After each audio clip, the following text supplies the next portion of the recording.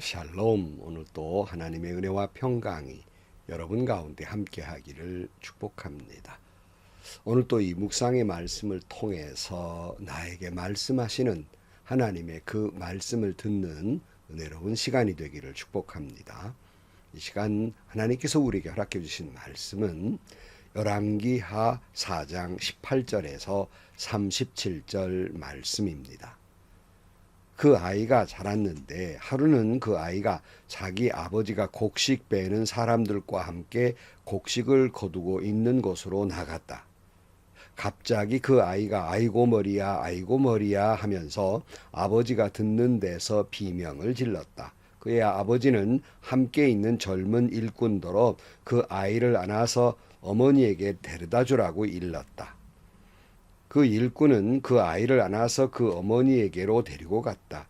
그 아이는 점심때까지 어머니의 무릎에 누워 있다가 마침내 죽고 말았다. 그러자 그 여인은 옥상으로 올라가서 하나님의 사람이 눕던 침대 위에 그 아들을 눕히고 문을 닫고 나왔다. 그리고 그 여인은 남편을 불러서 이렇게 말하였다. 일꾼 한 사람과 암나귀 한 마리를 나에게 보내주십시오. 내가 얼른 하나님의 사람에게 다녀오겠습니다. 남편이 말하였다. 왜 하필 오늘 그에게 가려고 하오? 오늘은 초하루도 아니고 안식일도 아니지 않소. 그러나 그 아내는 걱정하지 말라고 대답하며 나귀의 안장을 지우고 일꾼에게 말하였다. 내가 말하기 전까지는 늦추지 말고 힘껏 달려가자. 이 여인은 곧 갈멜산에 있는 하나님의 사람에게 이르렀다.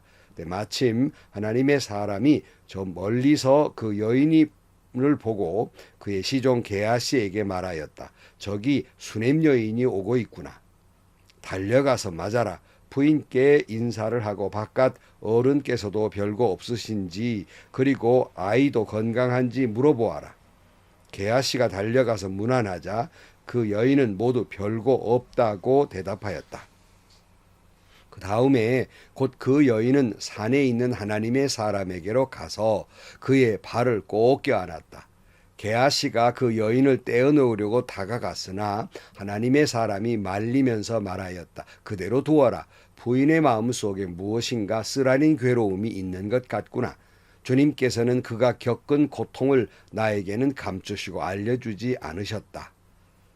여인이 엘리사에게 말하였다. 예언자님, 제가 언제 아들을 달라고 하였습니까? 저는 오히려 저 같은 사람에게 농담하지 마시라고 말씀드리지 않았습니까?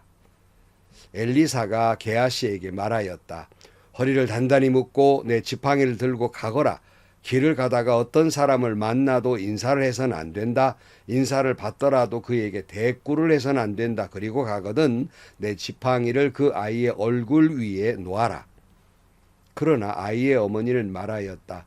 주님의 살아계심과 예언자님의 목숨이 살아계심을 두고 맹세합니다. 저는 어떤 일이 있어도 예언자님을 떠나지 않겠습니다.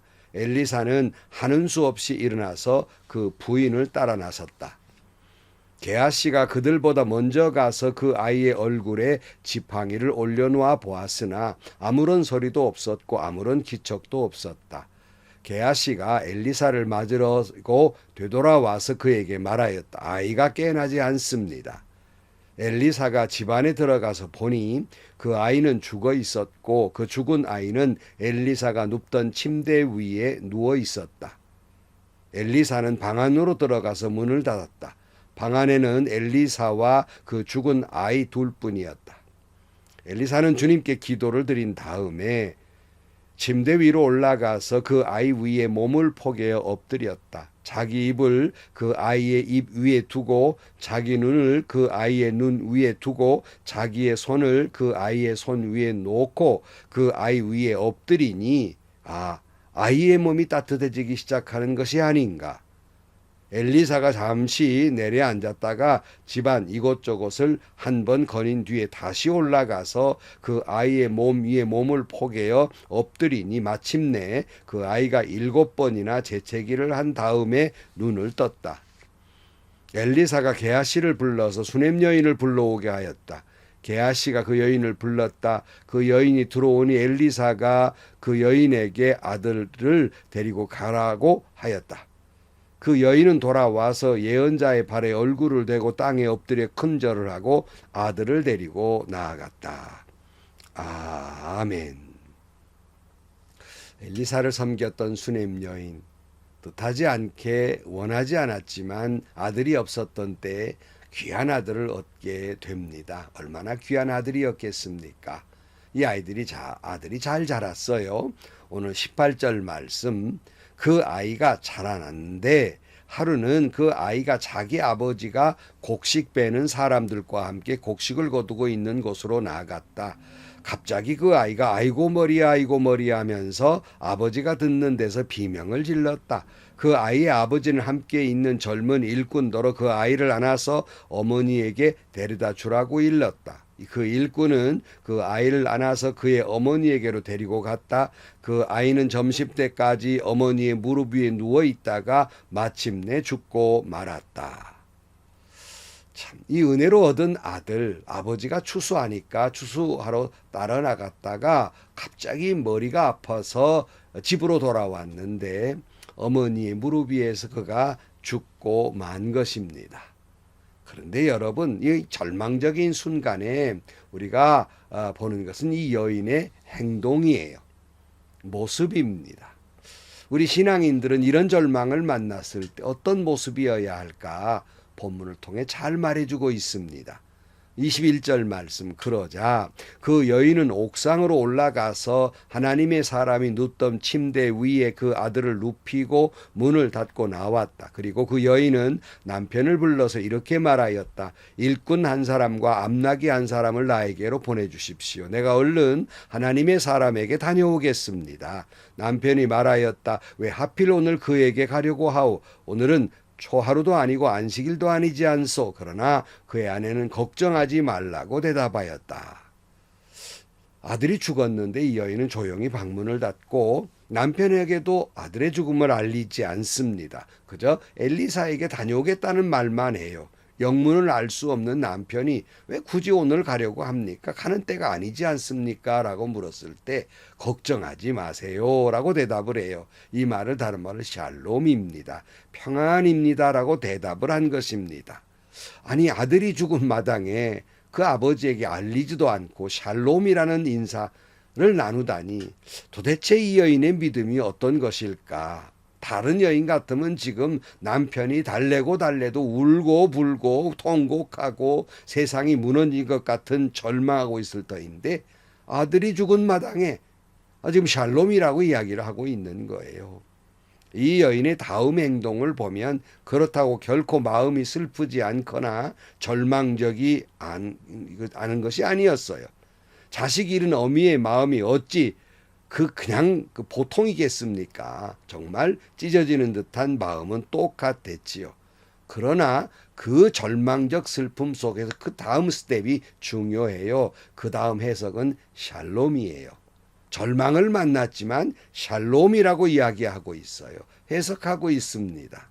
별거 아닙니다. 평안일 겁니다. 라는 말이에요. 그 종을 데리고 쉼없이 달려가서 엘리사가 이 여인이 오는 걸 먼 발치서 보고 그 종 게하시를 보냈는데 게하시가 문안을 해요. 남편도 아이도 잘 있습니까? 이렇게 물었는데 자초지종을 얘기해야 돼. 이때도 또 샬롬입니다. 이렇게 인사를 하고서는 오늘 26절 말씀에 보면 달려가서 맞아라 부인께 인사를 하고 바깥 어른께서도 별거 없으신지 그리고 아이도 건강한지 물어보아라. 게하시가 달려가서 문안하자 그 여인은 모두 별거 없다고 대답하였다 그랬잖아요. 샬롬이라는 또 인사를 하는 거예요. 그러나 이 여인이 엘리사를 만나는 순간 태도는 바뀝니다. 주저앉아서 엘리사의 다리를 붙잡고 절망적 고통을 토해내고 있어요. 27절 말씀, 그런 다음에 곧 그 여인은 산에 있는 하나님의 사람에게로 가서 그의 발을 꼭 껴안았다. 게하시가 그 여인을 떼어놓으려고 다가갔으나 하나님의 사람이 말리면서 말하였다. 그대로 두어라. 부인의 마음속에 무엇인가 쓰라린 괴로움이 있는 것 같구나. 주님께서는 그 겪은 고통을 나에게는 감추시고 알려주지 않으셨다. 여인이 엘리사에게 말하였다. 예언자님, 제가 언제 아들을 달라고 하였습니까? 저는 오히려 저 같은 사람에게 농담하지 마시라고 말씀드리지 않았습니까? 무슨 말이에요? 자기가 구하지도 않고 않은 아들을 주시더니 이게 데려가시다니 이게 말이 되는 겁니까? 하는 거예요. 오늘 본문에도 그랬잖아요. 게하시가 그냥 엘리사의 발을 붙들고 늘어지니까 뜯어 말릴 때 엘리사가 뭐라고 그랬습니까? 이 여인에게 뭔가 쓰라린 아픔이 있는 것 같구나. 쓰라린 아픔을 갖고 통곡하는 거예요. 아들이 죽었으니 얼마나 절망해요. 근데 이 여인은 다른 사람들에게는 샬롬이었어요. 그러나 엘리사에게는 슬픔을 토해넣습니다. 엘리사에게 슬픔을 토해놓았다는 것은 하나님의 종 앞에 토해내었으니 하나님께 통곡하는 거예요. 그러니까 다른 사람들 앞에서는 샬롬이라고 말하는 것은 비록 자기가 쓰라른 아픔을 겪고 있지만 하나님의 섭리와 역사와 사랑이 있음을 믿었기에 그는 샬롬이라고 인사를 할 필요가 있었어요. 그러나 하나님 앞에서는 몸부림치는 울부짖음이 있었단 말입니다. 이 여인의 모습을 보면 저는 마태복음 15장에 나오는 가나안 여인의 이야기가 생각이 나요. 귀신 들린 딸 때문에 예수님 앞에 나와서 주여 나를 불쌍히 여기소서 부르짖었지만 기껏 돌아온 대답이 뭡니까? 자녀들의 떡을 취하여 개들에게 던짐이 마땅하지 아니하다. 주님이 그렇게 말씀하잖아요. 개 취급했단 말이에요. 그래도 이 여인은 계속 뭐라고 합니까?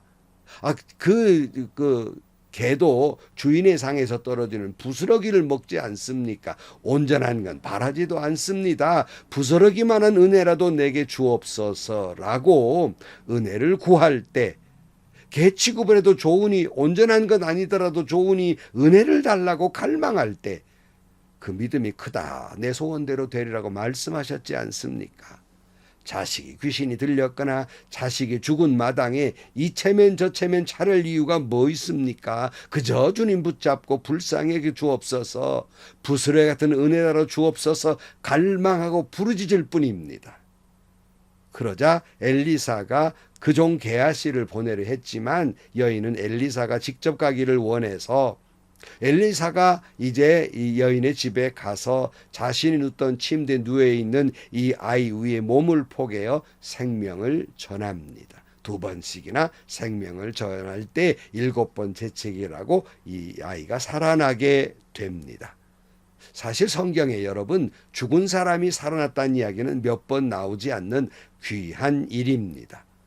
이 아이가 살아났다는 것은 하나님은 생명도 모든 우주 만물도 통치하시는 하나님이시기에 한 생명이 살아나는 것은 하나님의 은혜요 기적입니다. 그러나 한편으로 우리가 주목하고자 하는 것은 이런 절망적 상황 속에서 신앙인의 태도는 어떠해야 하는가 하는 말씀이에요. 이 여인의 믿음은 어떤 것이었기에 기적을 보았을까? 바로 하나밖에 없는 자식이 죽었다고 하는 것은 이 여인으로서는 세상이 끝난 상태입니다. 절망 속에서 이 여인이 샬롬 인사를 해요. 다시 말씀드리지만 슬프지 않은 것이 아니었습니다. 마음이 찢어지는 아픔과 세상이 무너지는 슬픔 속에서도 하나님 앞에서의 평안을 찾고 있어요. 그리고 이런 절망의 슬픔 속에서 이걸 해결하실 분은 하나님밖에 없음을 깨닫고 하나님의 종 엘리사를 찾아가 슬픔을 토해내고 통곡하게 되지요. 여러분, 믿음이 있는 사람도 이런 절망적 상황을 만나면 세상이 무너지는 절망과 아픔과 고통을 겪을 수밖에 없어요. 그것이 없어서 샬롬이라는 인사를 하는 게 아닙니다. 그런 속에서도 하나님을 믿으니 아프고 슬프고 괴로워도 하나님이 샬롬 평안을 주실 것을 믿고 샬롬 인사를 하는 거예요. 그리고 하나님께 부르짖었어요. 그 믿음을 가지고 부르짖었어요. 샬롬이신 하나님 평안을 주실 줄로 믿습니다 해요. 이때 기적이 일어나게 됩니다. 성도 여러분, 믿음의 사람도 섬김의 사람도 은혜의 사람도 하나님의 축복받은 사람도 이런 아픔이 있는 겁니다. 세상이 무너진 아픔이 있을 때가 있어요. 여러 번 말씀드렸다시피 예수님이 탔던 배에도 풍랑은 있는 거예요. 우리에게 필요한 것은 이 절망 속에서 하나님의 평화를 믿는 거예요. 샬롬을 믿는 겁니다. 그리고 그 믿음을 가지고 부스러기 같은 은혜를 구할 때 그 부르짖는 믿음이 필요한 거예요.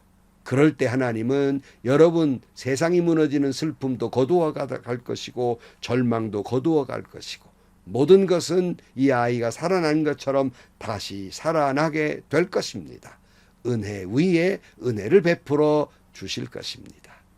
기도하시겠습니다. 하나님 아버지, 세상을 살다 보면 이런 절망적 상황을 만난다 할지라도 여전히 주 안에서는 샬롬임을 기억하고 그런 절망적 슬픔 속에서 하나님의 샬롬 평화를 구하게 하시고 그런 하나님 앞에서 부르짖어 기도함으로 말미암아 모든 것이 회복되고 살아나는 놀라운 역사가 일어나게 하여 주옵소서. 예수님의 이름으로 기도하옵나이다. 아멘. 아주 오래전에 어느 저희 교회 집사님이 남편이 서울에 건강검진하러 가다가 그냥 병원 계단에 내려오다가 그냥 돌아가셔버리고 만 거예요. 그러니까 제게 그러더라고요. 목사님 남편이 연기처럼 사라졌어요. 그럴 거 아닙니까? 얼마나 절망적인 순간이었겠습니까? 하나뿐인 아들이 죽었으니 이 여인이 절망적 순간 속에서 평화를 찾고 또 부르짖어 기도했어요. 평화라는 그림이 있습니다. 이 그림은 푸른 하늘이 아니에요.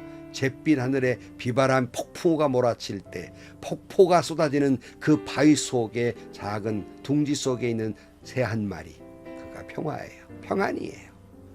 폭풍우가 있습니까? 비바람이 있습니까? 폭우가 쏟아집니까? 주님 품 안에 있으니 샬롬입니다. 오늘도 행복하시고요. 좋은 일이 가득한 하루가 되시기를 주님의 이름으로 간절히 축원합니다.